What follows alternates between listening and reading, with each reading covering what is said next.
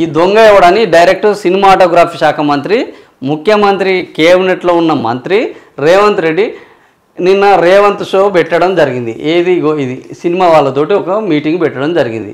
ఈ సినిమా వాళ్ళతో పెట్టిన మీటింగ్కు 2 గంటలు ఆలస్యమైంది. ఎవ్వడు రాలేదు. చివరికి సినిమాటోగ్రఫీ శాఖ మంత్రి ఉన్నాడంటే ఆయనకు తెలియదట.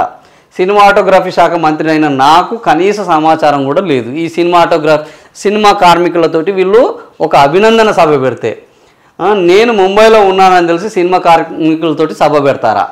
నా శాఖపై ఆ షాడో పెత్తనమైంది. ఆ షాడో ఎవరు?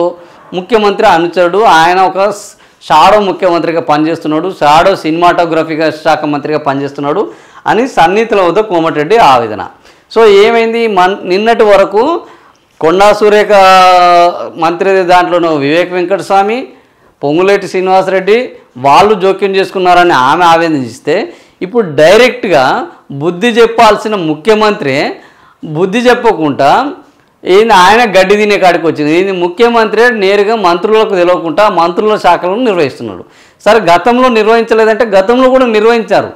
కానీ గతంలో ఏ మంత్రి ఇట్లా మాకు తెలియకుండా ముఖ్యమంత్రి ఎవడు నిర్వహించడానికి అనే పరిస్థితి లేదు. ఎందుకు? అది ప్రాంతీయ పార్టీ. కానీ ఇక్కడ ఏంది? ఇది జాతీయ పార్టీ. ఇక్కడ అందరూ ముఖ్యమంత్రులే. సో అందుకని ఈరోజు కోమటిరెడ్డి ఈరోజు వార్తల్లో ఇంత పెద్దగా వచ్చింది. ఎందుకంటే ఆయన తన సన్నిహితుల వద్ద ఆవేదన వ్యక్తం. అరే నేను ముంబైలో ఉంటే ఇప్పుడు ఇది అడావుడిగా పెట్టుకోవాల్సిన అవసరం ఏమొచ్చింది? ఒకవేళ పెట్టుకుంటే నేను క్యాన్సిల్ చేసుకొని వస్తాను కదా. కనీస సమాచారం ఇవ్వకపోవడం ఏంది?